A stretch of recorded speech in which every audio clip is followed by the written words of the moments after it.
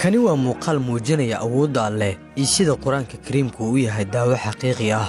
waxaan idin la wadaagi doonaa muuqaalka sheekha mucjisada ah ee Quraanka ku daaweeyay hooyo Soomaali ah oo socon kari weysay kursiga curyaamiintana lagu waday.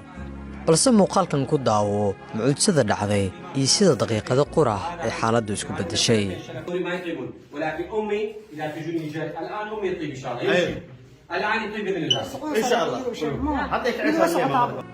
balse marka hore fadlan si fariinteenna ka warramaysa qiimaha Quraanka Kariimka iyo sida uu daawo dhammaystiran ugu yahay xanuun walba oo dunidan ka jira. muuqaalkan like saar oo sii share gareey.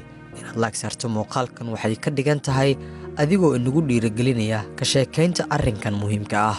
ku soo biir page-keena oo follow dheh si aysan kuu dhaafin barnaamijyadeena xiisaha leh. haddii aad YouTube-ka naga daawanayso fadlan subscribe saar oo ku soo biir barteena. ku mahadsanid la jaanqaadkaaga.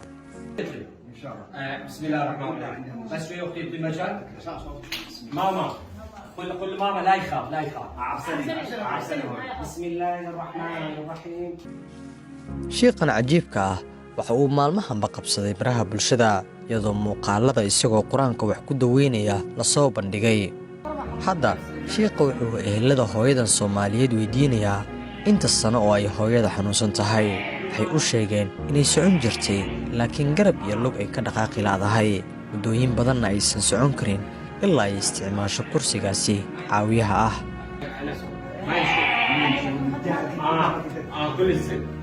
تقلد يمشي وعقلتك ما يمشي الحمد لله.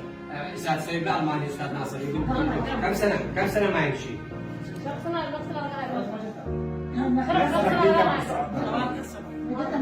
17 سنه الان يمشي 17 سنه ما يمشي. intaasi kadib balaan eegno waxa uu samaynayo sheekhan oo kaashanaya Quraanka Kariimka iyo awoodda Alle. bal ila daawo muuqaalka.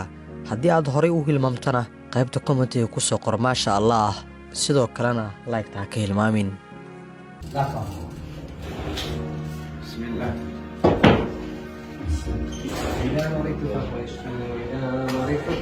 الآن يطيب بإذن الله تعالى بس بكم مجهال مال ماما.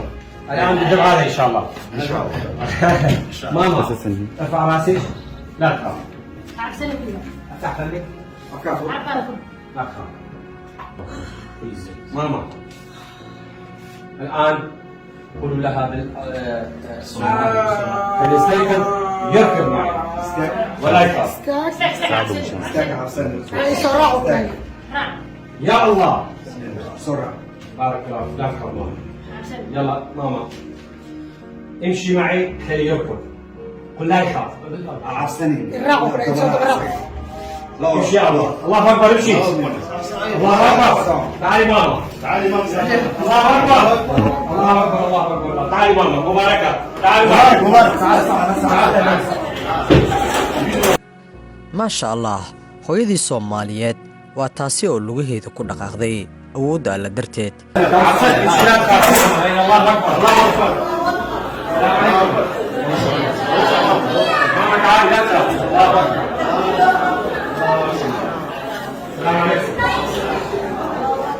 تعالي ماما لا حتى الجيب تعالي ماما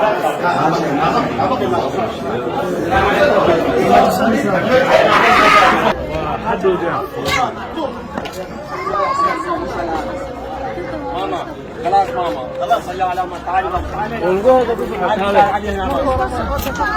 شوف الناس. ماما تعالي ابناء ويمي. ماما مبروك لك ماما تعالي. ماما قل لا اله الا الله. لا اله الا الله. ماما فرحان. الله اكبر.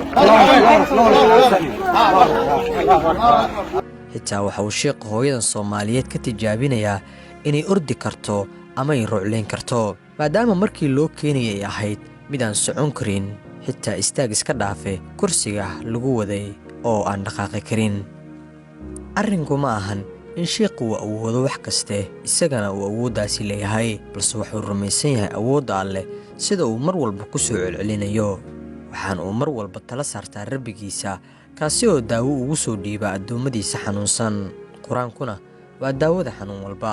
haddaba adiga ahaan sidee ayaad u aragtaa in alla uu qur-aanka kariimka ku caafiyey hooyadan Soomaaliyeed ee socon kari weysay. haddii aad aaminsan tahay in qur-aanka kariimka wax walba ama xanuun walba oo dunidan yaalla uu daawo u yahay, ha hilmaamin inaad like saarto muuqaalkan oo aad sii faafiso adigoo sheergaraynaya.